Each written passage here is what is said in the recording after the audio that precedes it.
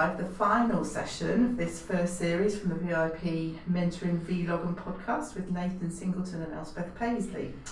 In these shows I'm the interviewer and Nathan is your expert, and we're experimenting a bit with the format of the show.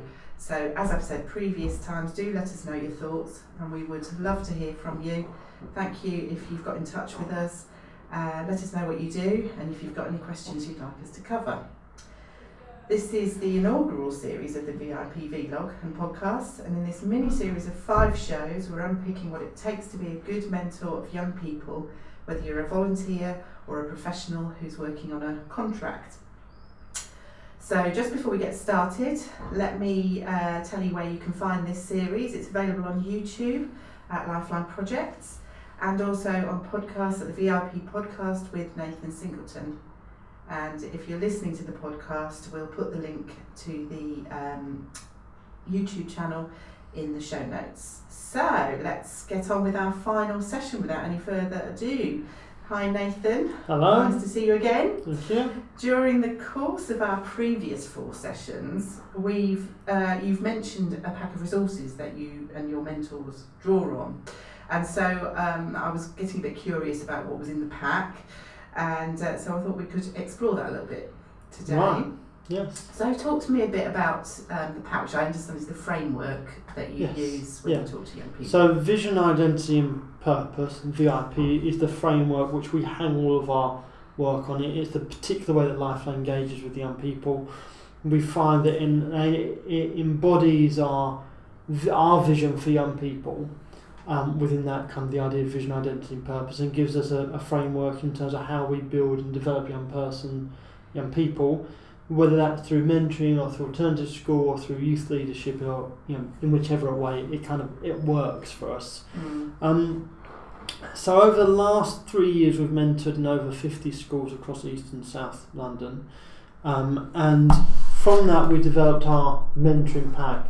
To be fair, it's not just from that. It is also from the institute that we've run, our alternative school for the last 11 years, and also LifeLine's experience of mentoring since it started. So all of those elements come into play within this pack. And the pack basically is the resources that mentors use to help them challenge young people.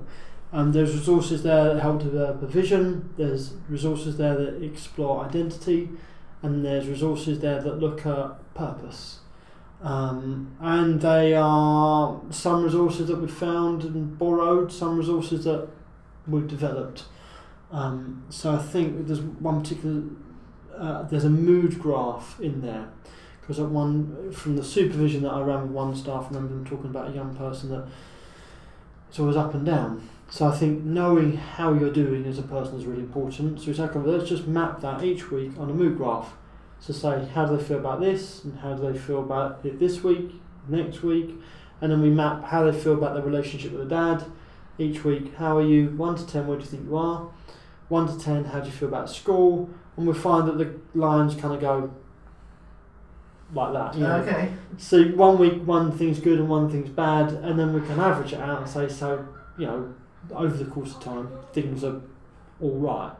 Rather than being dragged from crisis to crisis. This week I've had an argument with my boyfriend, this week I've broken up with I've had a disagreement with my mum. But when we level it out, we can say, well, actually, let's focus on the trajectory rather than the crisis. And that's been a tool that we've used a number of times to ensure that we're not just pulled in the direction that is the felt need, but we get to the actual need of the young person, so then we can focus on there being an upward trajectory rather than just the peaks and troughs.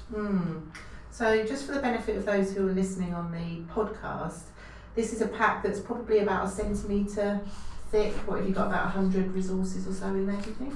Well, let's see, it's not 1 centimetre, maybe 5 millimetres, maybe okay, 6 millimetres. overestimating there. So there's 70 pages, and I guess usually a resource takes up a page. And are they different? Are they made up of different kind of things? Have you got kind of visual resources? Yes, exercises, maps, grids. I think one that people will be familiar with that I really like is the blobby diagram, whether we have it Oh, is that the people on the tree? Either on the tree or around a swimming pool. I'm just flicking through to see if I can see it. So, on the tree. So some of them are standard resources, but what's useful is the explanation of how to use it within a mentoring context and how it fits into the VIP framework. So lots of different resources. So if somebody was to pick up that pack, just cold, would they? Is it something that they could use straight off? Yes, they could, because they're good tools. But I think really to maximise the pack, we've designed it to work as part of our VIP training programme. So for all of our mentors, they go on all of our staff go on a VIP training day, which is a full day where we go through the vision, identity and purpose approach. We share stories and how it's impacted young people, and we reference some of the key resources within this. Particularly on how one of the main things to do in that is look at the vision side and how to develop a vision for a young person. So yes, you can pick up off the shelf, but much better in conjunction with the VIP framework and the supervision and the training and all those things. So what does the training programme offer then that would really enable you to use this pack to its full advantage? I suppose the principle that lies underneath that is that we want to see young people integrated into communities. So I wouldn't want an individual just to pick this up really and use it, because then you can't really work within the VIP framework. So the VIP framework has to be supported by a community or an organisation, and that way this is really for something that the organisations can buy in and support. And the way that we would work that is we would run the VIP training programme.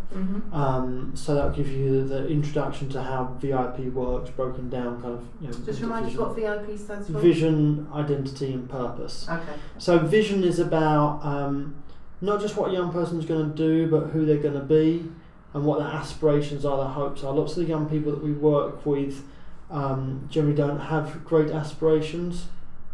Oftentimes aspirations will come from parents, but if parents are in cycles of deprivation and unemployment, then oftentimes they're limited in those aspirations. So we find the youth workers or the mentors stand in the gap to provide a vision that a young person may hold vicariously at first, and then it's like it's easier to steer a moving ship. So we want a young person to have a vision, and then that can be honed and developed. Identity is about how the young person sees himself, but also how society sees them. We talked about that quite a lot in the last episode. We did, actually. And the area we didn't talk so much about is how society sees young people, and that's where our whole Switch ID programme. Okay, there's a whole other thing there. Perhaps we'll explore that in the future. And then purpose is about, really once you've worked on your vision and identity, purpose is putting your money where your mouth is putting into action. And we use the idea of a lifestyle apprenticeship for that.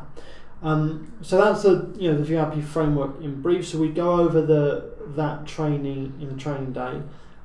We'd go over some of the tools from this pack.